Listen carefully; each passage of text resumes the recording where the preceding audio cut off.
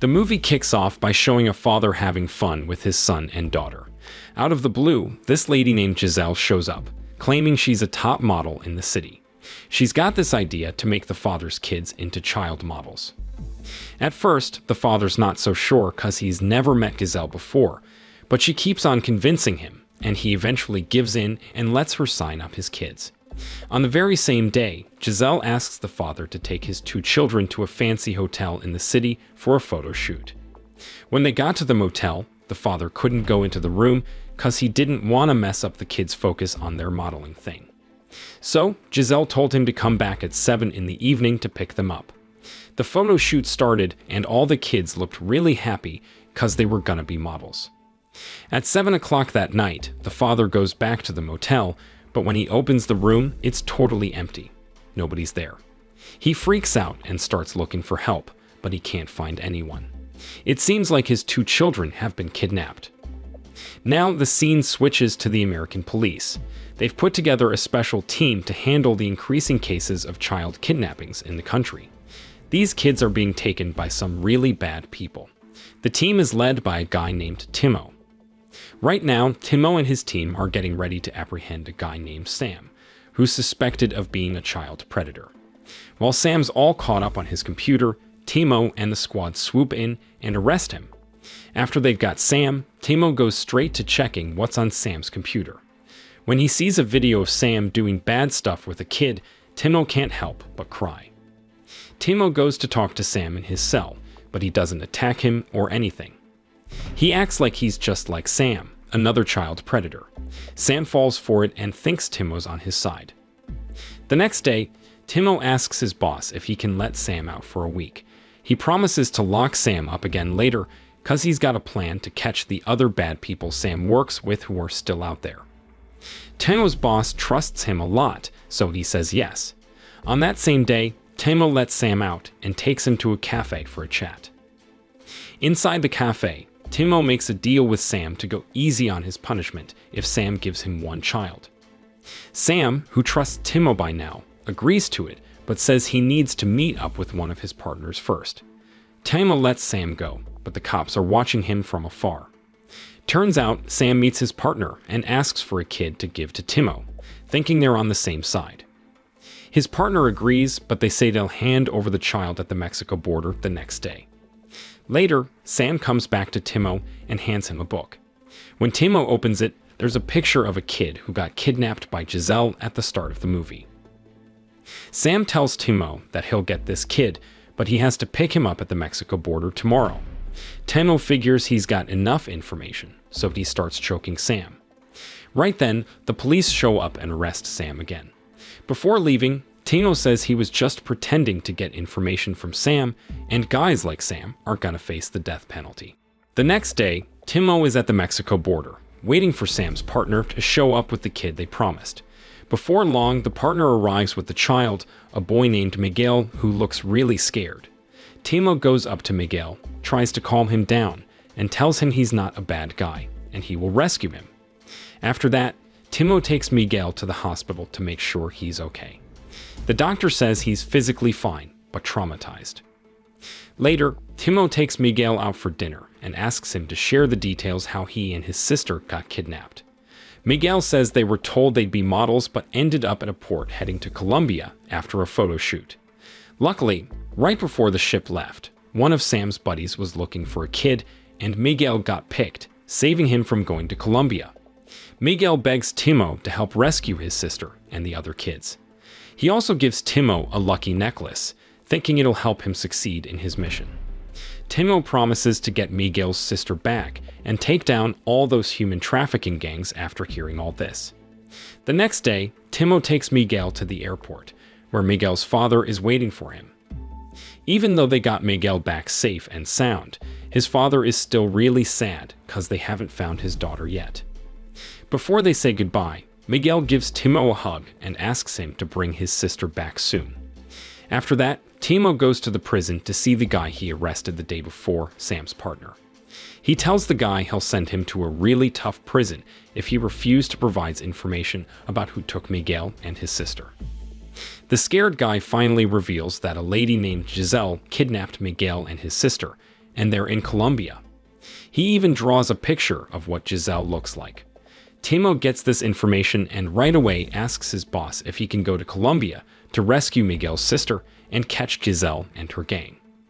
But at first, Timo's boss won't let him go because getting permission to catch someone in another country is not easy.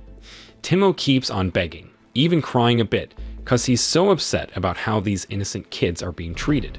Finally, his boss, who can't take it anymore, grants permission for him, but only for 7 days and without official approval from the Minister of Defense. Timo thanks his boss and promises to be back in 7 days. Right then, he rushes off to Colombia by plane. When he lands, there's a police captain named George waiting for him, an old friend of Timo's. George introduces Timo to a former boss of the illegal stuff mafia called Vampiro. Vampiro used to be a really tough mafia boss, but now he's retired and uses his money from illegal stuff to buy trafficked kids and set them free. That's why George introduced Timo to Vampiro. Since they both want the same thing, Vampiro asks Timo to change how he looks because he is too much like a special agent, and to catch these human trafficking guys, he needs to look like a gangster or mafia boss to convince them. Timo asks Vampiro if he knows Jazelle because she's the one who kidnapped lots of kids in America. Vampiro says he'll explain everything at his place. Timo and George end up at Vampiro's place. When they get there, Vampiro tells them that Jazelle used to be a top model, but started kidnapping kids when her modeling career went downhill. She's super careful and only deals with people she knows, which makes it tough for Timo, because he needs to get close to her to catch her. Next day, Timo talks to Vampiro and says he's got an idea. He suggests they open a brothel because that'll draw in a lot of the syndicates, like Jazelle's who sell kids to them. Once they have all the kids, they can arrest the syndicates. Vampiro likes the plan but says it'll cost a bunch of money. Later that night, Timo calls up a rich guy named Pablo, who helps out the police sometimes. Timo tells Pablo he wants him to invest in their plan. Pablo doesn't say yes right away, but asks to meet Timo in person to talk it over. Meanwhile, Vampiro talks to one of his underworld contacts, El, and tells him that he and Timo are gonna open a brothel. Vampiro hopes El will join in and get other syndicates on board. Timo's gonna come by soon to explain all the details to El. Not too long after, Timo showed up and said he wanted to set up a brothel on this fancy island called Cartagena. He planned to open it up next week and hoped that El could get other syndicates on board. El was kinda shocked because the island is super fancy, but he agreed to work with Timo. Then, El went out to recruit other syndicates, including Jazelle. He asked Jazelle to provide 50 kids for their new business. Jazelle and the other syndicates were all excited and ready to join in. But Timo was still confused because Pablo hadn't given his investment confirmation yet. Next day, Timo got a call from his boss, who told him to get back to America right away, because he'd been in Cartagena for 8 days.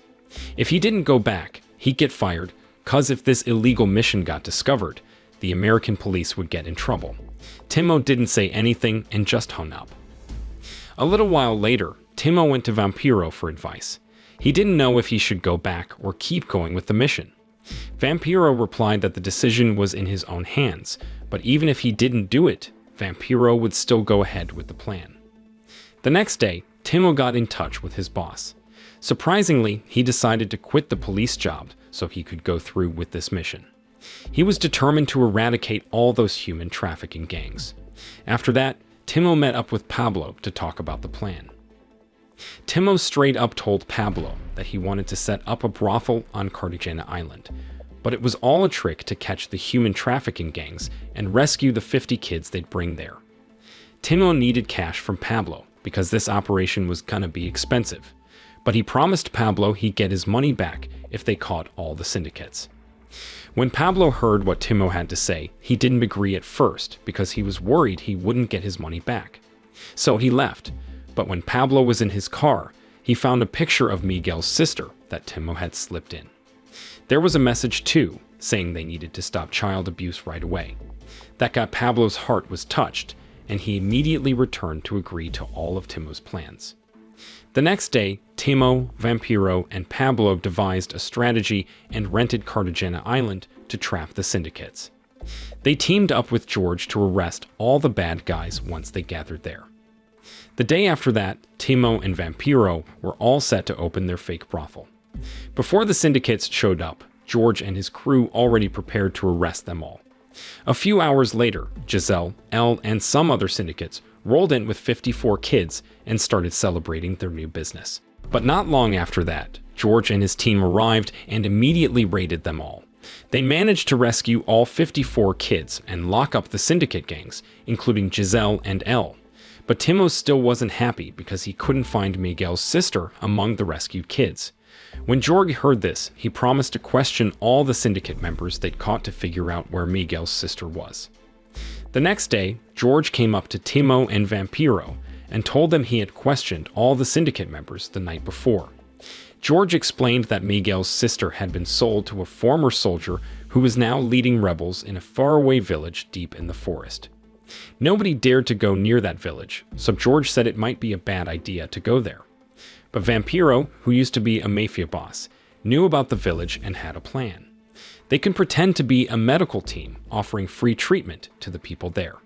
That was the only way they could get in, because there weren't any doctors or medical staff in that place. When Timo heard this, he got all excited and decided they'd head to the remote village the next day. The day after that, Timo was seen with Vampiro and George as they headed for the village. But George and Vampiro were gonna wait for Timo at the border, because if they all went into the village, the rebel leader might recognize them. So they spent the night by the river at the border before Timo started his mission the next morning. In the morning, Timo and Vampiro hopped on a boat to cross the river. But while they were cruising along, a bunch of rebels showed up and stopped their boat. Luckily, the rebels didn't recognize Vampiro. So Timo quickly told them they were a medical team offering free treatment to the local people. Hearing that, the rebels said only one person could come in. So Timo raised his hand and volunteered. They took Timo with them, and Vampiro headed back to the riverbank at the border. When Timo got there, he saw a bunch of people working as slaves, forced to harvest some illegal stuff. Before long, Timo met the rebel leader who had bought Miguel's sister. The rebel leader asked Timo why he was there. Timo showed him a fake letter saying he was here to give free medical help to the villagers. But the rebel leader just burned the letter and said nobody needed medical help. He kicked Timo out and warned him that if he came back, he'd be in big trouble. As Timo was leaving, he accidentally crossed paths with a young girl, Miguel's sister. Timo gave her a secret sign that he'd rescue her. Then he went into hiding and waited for nighttime, planning to do something later. When night came, Timo watched the rebel leader throwing a party. He figured it was safe enough and quietly sneaked into Miguel's sister's room to wake her up. But the girl screamed, thinking Timo was gonna do something bad. The rebel leader heard her screams and came into the room to check. Luckily, Timo had hidden under the bed, and Miguel's sister told him it was just a bad dream. After that, the rebel leader had really bad plans for Miguel's sister. Timo couldn't stand it anymore and hit the guy. Once he took care of the rebel leader, Timo quickly got Miguel's sister out of that village. It didn't take long for the rebel leader's men to figure out what happened, and they headed to the river to go after Timo. Lucky for Timo, he'd already hopped on a boat and was on his way to the border by the river. Finally, Timo made it to the riverbank and got away in a car with George and Vampiro. He was so happy because he'd rescued Miguel's sister from that awful person. The next day, Miguel's sister was back with Miguel and their father. They were all crying tears of happiness after going through such a tough time. But Timo didn't stop there. He kept on catching those human trafficking gangs, even though he quit the police. At the close of the movie, Timo went back to America and suggested making international laws to catch more of those bad people. The moral lesson from the story: don't ever trust a child predator to plan a kid's party.